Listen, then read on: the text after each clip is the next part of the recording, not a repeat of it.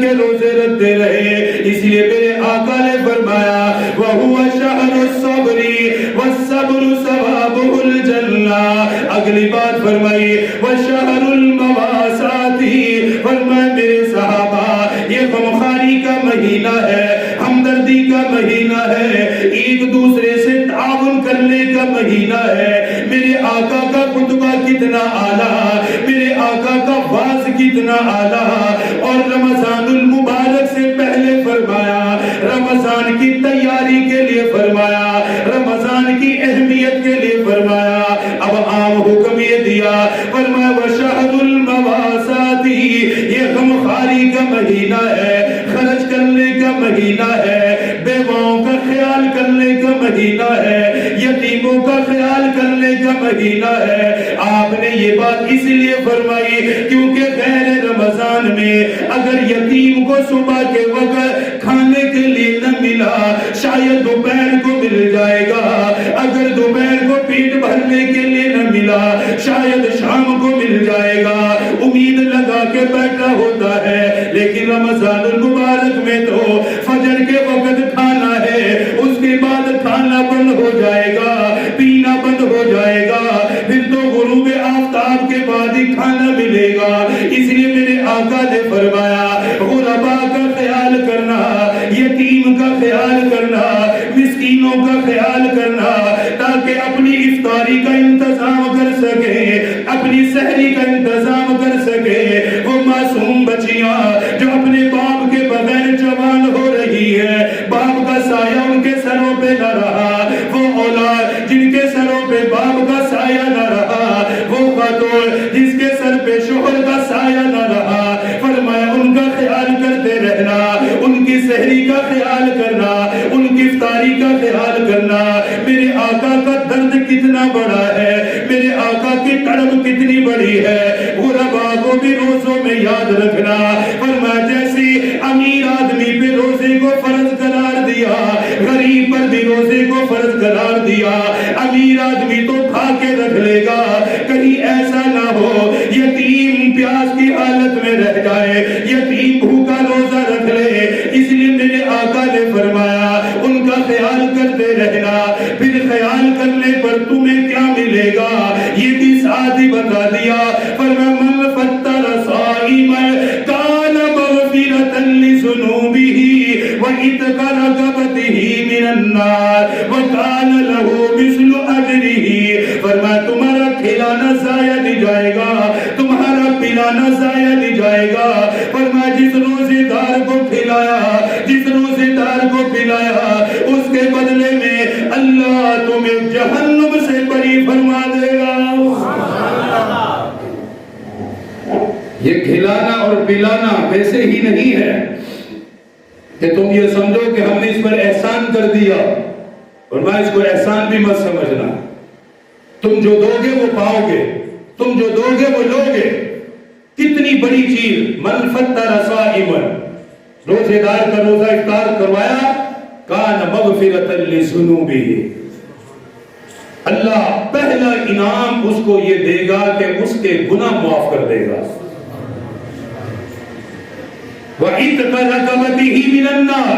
دوسرا انعام, کسی کے روزے افطار یا سحر کا انتظام, سحری کا انتظام کر دیا. وعتق رقبتہ من النار, سحری و افطاری کا انتظام کرنے والا, فرمایا اللہ اسے جہنم سے بری فرما دیتا ہے.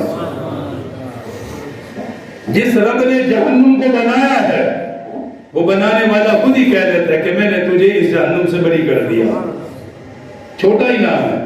تیسرا فرمایا وَكَانَ لَهُ مِثْلُ أَجْرِهِ.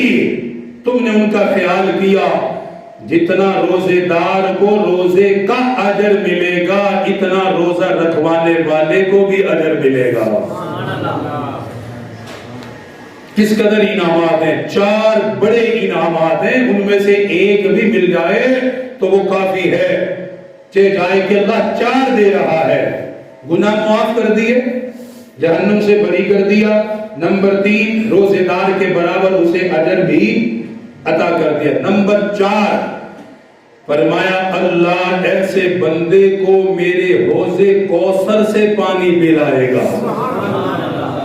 کیا بات ہے. میرے حوض کوثر پر وہ آئے گا, میرے پاس آئے گا, اس حوض کوثر پر جس کا ذکر اللہ نے قرآن میں کیا ہے, انا اعطیناک الکوثر, حوض کوثر, وہاں آئے گا.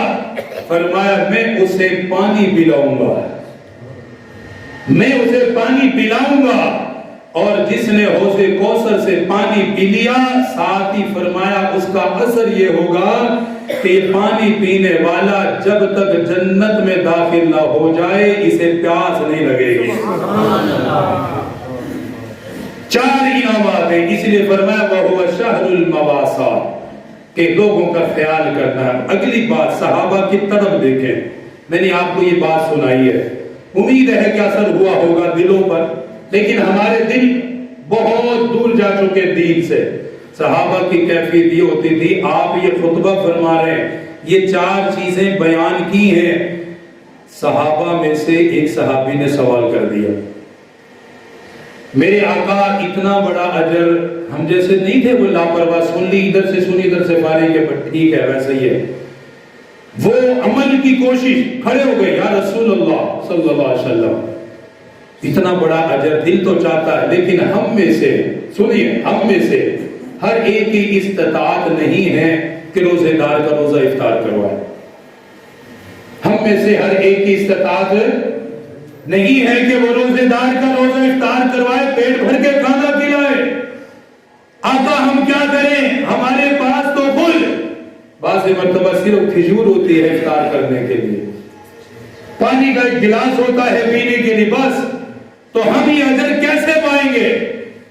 میرے آقا صلی اللہ علیہ وسلم نے جب صحابہ کے طلب کو دیکھا, ان کی امید کو دیکھا, ان کی پریشانی کو دیکھا, فرمایا میرے صحابہ یاد رکھنا, فرمایا افطار کروانے کے لیے پیٹ بھر کے کھلانا ضروری کوئی نہیں, سحری کے لیے پیٹ بھر کے کھلانا ضروری کوئی نہیں. اگر تمہاری استطاعت ایک کھجور کی ہے, فرمایا روزے دار کو ایک کھجور ہی کھلا دو, اللہ پورا اجر عطا کر دے گا. پانی کا ایک گھونٹ ہی پلا دو, اللہ پورا اجر عطا کر دے گا. لسی کا ایک گھونٹ ہی پلا دو, اللہ اس میں بھی پورا اجر عطا کر دے گا. جس کی جیسی حالت ہے, کھجور کھلانے کی استطاعت ہو, کھجور کے ذریعے سے اجر پالو, پانی پلانے کی استطاعت ہو, پانی پلا کر اجر پالو, اگر دودھ کی لسی پلانے کی استطاعت ہو, فرما اس کے ذریعے سے اجر پالو. اللہ نیتوں کو دیکھتا ہے, نیت کے مطابق اللہ فیصلہ کرے گا. فرمایا اگر تمہارے پاس پیٹ بھر کے کھلانے کی استطاعت نہ ہو, ایک تم نے کھجور کھلائی, اللہ پورا اجر تمہیں عطا کر دے گا. اب میرے خیال سے یہ تو سارے کر سکتے ہیں, اتنا تو کوئی بھی نہیں ہوگا ہم میں سے, اس لیے اس کا بھی خیال, کوئی کھجور دے سکتا کھجور دے, گھر میں بھیج دے, بھئی فلاں بچی یہ کھجور ہے میری طرف سے آپ افطاری میں استعمال کیا کرے, کوئی مشکل نہیں ہے, بہت آسان ہے. پانی کے لیے کوئی انتظام کر دیا, کوئی چینی وغیرہ, کوئی بوتل روح افزا وغیرہ جو افطاری میں استعمال ہوتی, کوئی مشکل کام نہیں ہے. چھوٹے موٹے کام بھی ہم کر کر کے بہت کچھ کما سکتے ہیں. آٹے کی استطاعت, آٹے کا ایک تھیلا کسی مستحق کے گھر پہنچا دی, سحری میں کھا رہے ہیں, افطاری میں کھا رہے ہیں, وہ روزہ افطار کریں گے, دینے والے کو اللہ کتنا اجر عطا کرے گا. اگلی بات دیکھیں,